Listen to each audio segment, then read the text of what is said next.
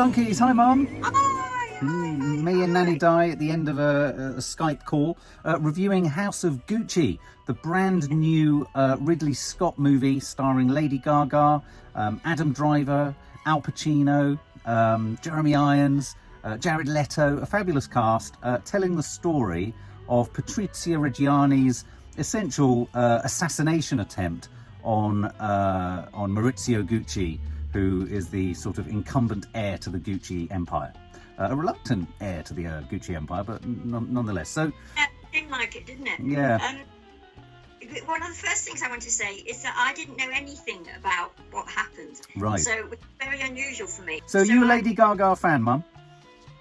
Well, not of her music, I suppose. No, neither am I. But as an actress, yeah, but she's only been in that one other thing, hasn't she? The Yeah. Born, what's it called? A Star is Born. And obviously I knew her from American Horror Story, where she played an incredibly alluring vampiress. Yeah. I'm not an enormous fan of the sub-genre of films, which is the sort of fashion industry films. You know, I wasn't into The Devil Wears Prada. I know this isn't quite in that sort of vein, but I'm not into the scene. I find it so vacuous and empty. But I suppose if I was going to be into the fashion world, it would be through a vehicle like this, where there's intrigue, deceit, subterfuge and murder. I mean, I am far more, funnily enough, or I could be. It's just that Gucci to me has only ever meant handbags and shoes, and that's Right. the sort of bit of the fashion industry that I'm the least interested in. Do you I know what you mean. That didn't float my boat. So, of course, that sat at the helm of this is the director Ridley Scott, who's now 84. Yeah. He's coming off the back of having directed The Last Duel. He's about to go into the Napoleon picture, which is Kit Bag, with Joaquin Phoenix and Jodie Comer. So, you know, in many regards, it's a potpourri of things that he's going for at the moment in his sort of twilight years, let's say. When I came into this film, I was thinking, am I going to get a glorified advert, a sort of Gucci-fied advert that's high on style and low on content? Yeah, I mean, it very much is a sort of rags to riches tale of their relationship, isn't it? She comes, I mean, let's not beat around the bush. She comes from a sort of background. Her family is in trucking, you know, a lorry driver, sort of, you know, which traditionally in Italian sort of culture is often synonymous with the mafia and things like that. He obviously is part of the Gucci family, but he's a reluctant heir. He's not very sort of into Jeremy Irons, his father's kind of empire. He's not particularly enamoured with it. There's Aldo Gucci, who's doing his shit, played by Al Pacino, who kind of, you know, who takes them under his sort of wing, doesn't he? And at the heart of this film is Lady Gaga, and we'll talk about that. But also at the heart of this film is Adam Driver, and therein lies a big ambivalence for me. What did you think of Adam Driver? Well, I think you and I possibly think the same. I watched Mark Commode, who said, and the only reason I'm quoting this is he said the exact opposite to what I think about Adam Driver. He said he's a man who can act his socks off while his face is motionless. Right. Now, I just simply don't think that's true. I get nothing from Adam Driver's face at all, except obviously he can smile and he can not smile, but I don't get anything interiority, if that's the right word, going on inside his head ever in his parts. Do you think that's do you think maybe that?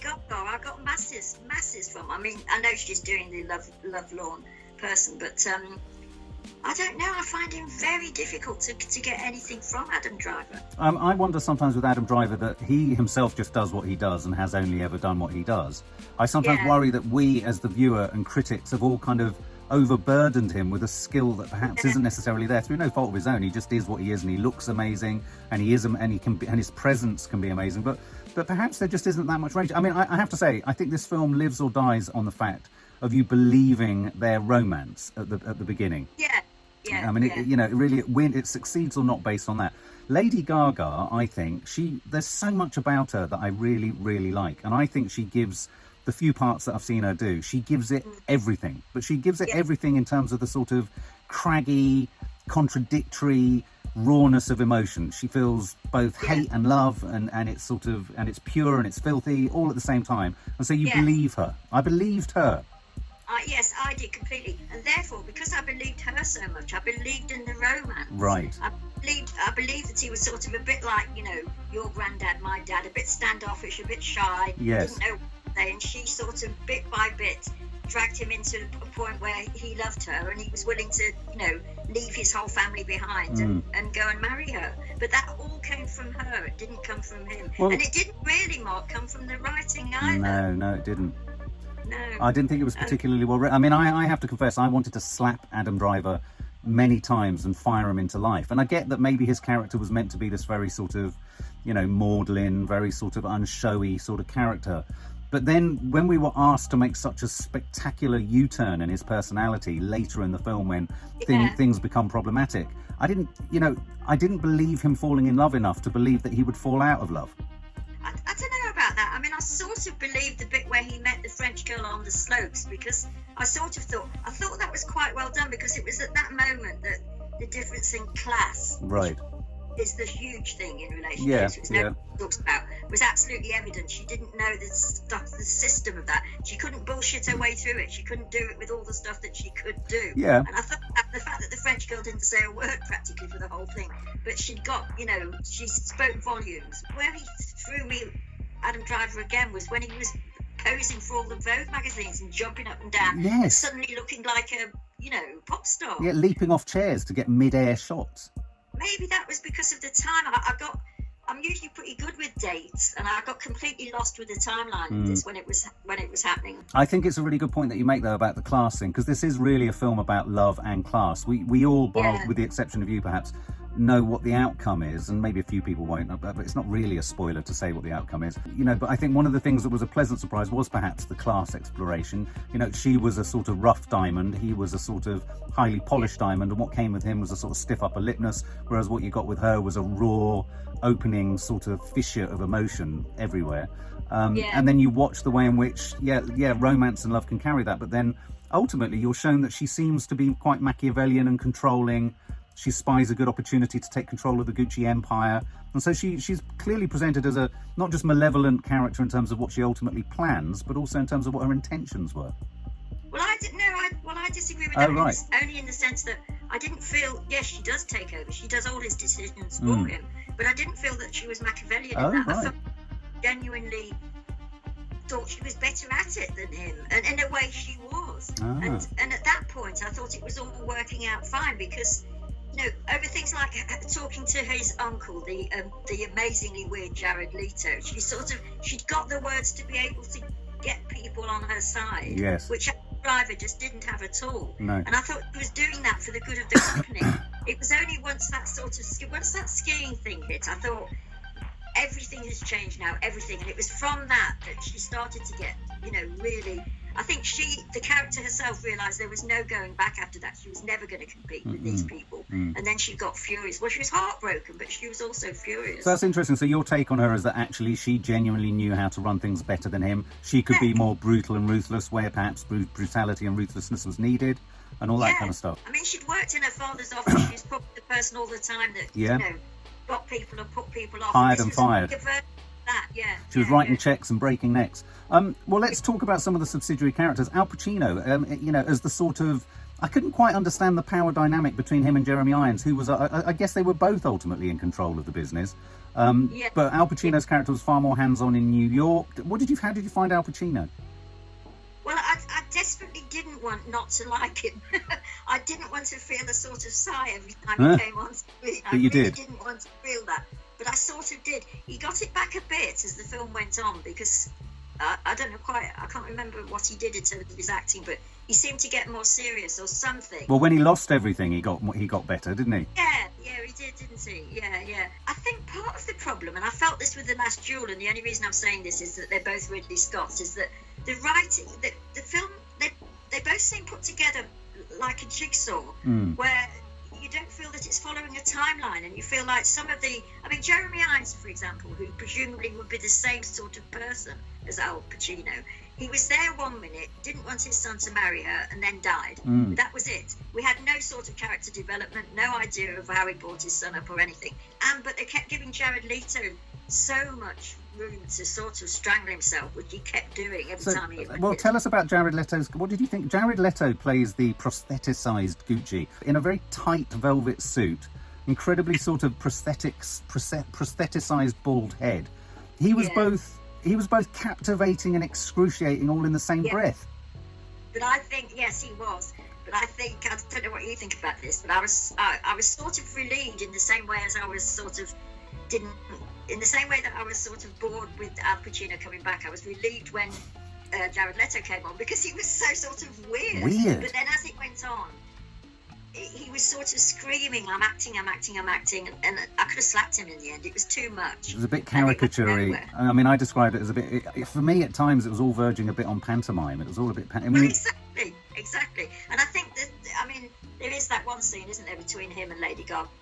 I think the difference in their acting styles, you know, where the one is sort of literally, you know, throwing himself, you know, look at me, I'm an actor. And it was all, with Lady Gaga, she's amazing. She really draws you in when she's being sort of in love. And I suppose in this sense, where the story is like A Star Is Born, you believe her, don't you? You believe that look, which is saying... I thought there was... I'm not a big fan of sex scenes, least of all when you're sitting with your mum watching the film. But I think when she does a love scene, like the love scene or the sex scene she does with Adam Driver towards the beginning, I thought she played that so brilliantly. And that was what... If I was at film school and I was saying there is occasionally a point to a love scene, because I find them so boring and incidental and ridiculous and often just sort of gratuitous. I thought the sex scene was such a wonderful... sort of manifestation of her love, her ferocity of spirit, her loyalty, her desire, and everything. And I thought she channeled so much into that moment that it's almost in miniature a metaphor for her entire acting style, which is just she gives you all of herself. Yes. Very true. I agree with every word of that. Yeah. And that's sort of as far as I was concerned, because the writing isn't great, because the sort of the pulse of the film wasn't working for me at all. You know, the rhythm of it wasn't working. Because he wasn't doing anything particularly amazing with his camera or anything else. She was carrying it until she wasn't. And then there was nothing. Yeah, I agree. And yet at the same time, it's enigmatic still somehow. It's an enigmatic film insofar as I don't really quite know what it is. I don't disagree with that. I think it's a good word to use, but isn't that because Adam Driver's so enigmatic? Well, I agree, and I do wonder if Adam Driver is the problem at the heart of this film for me. He might because be. To believe that she's so driven to be with him, you need someone with a pulse, and he barely has one for the vast majority of it. Then when he turns, I can't invest in the... If I'm really honest, really honest, I don't blame her for doing what she did. No, I don't either. In narrative terms, not in literal terms. I mean, in narrative terms. That's got to be a big problem, surely. It has a bit, because he was annoying me. Take, for example, the point where he leaves, you know, he throws off all his, you know, his father and everything, and arrives at her door. I mean, it was so understated. Okay, I know that he was playing, and maybe this guy was like that. Who knows? You know, he never expressed an emotion. When he was washing trucks and all that sort of stuff. Yeah, well, yes, suddenly he was light-hearted and young, wasn't he? I mean, he's a strange actor altogether. Yeah. And a strange shape and everything. And maybe partly the fact that I thought he was much better in The Last Duel is that he's a figure. Right. Where when he can throw things across his shoulders and stride off, that suits him.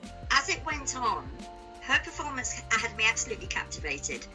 I kept thinking he would improve, and he didn't. And then we had these subsidiary players, Al Pacino and Jared Leto, who weren't helping one bit because they were overacting like mad. And then as Lady Gaga started to go, I became more interested in the actual story. For example, I couldn't believe that it was a real thing until it came up at the end in letters that she went to a person who told her, you know, who got... I mean, I thought that was all made up. Salma Hayek and all that. Yeah, and she went to prison at the same time, didn't she? Yeah. I mean, I found that so unbelievable, and the Salma Hayek character so unbelievable. I just thought this can't possibly be true.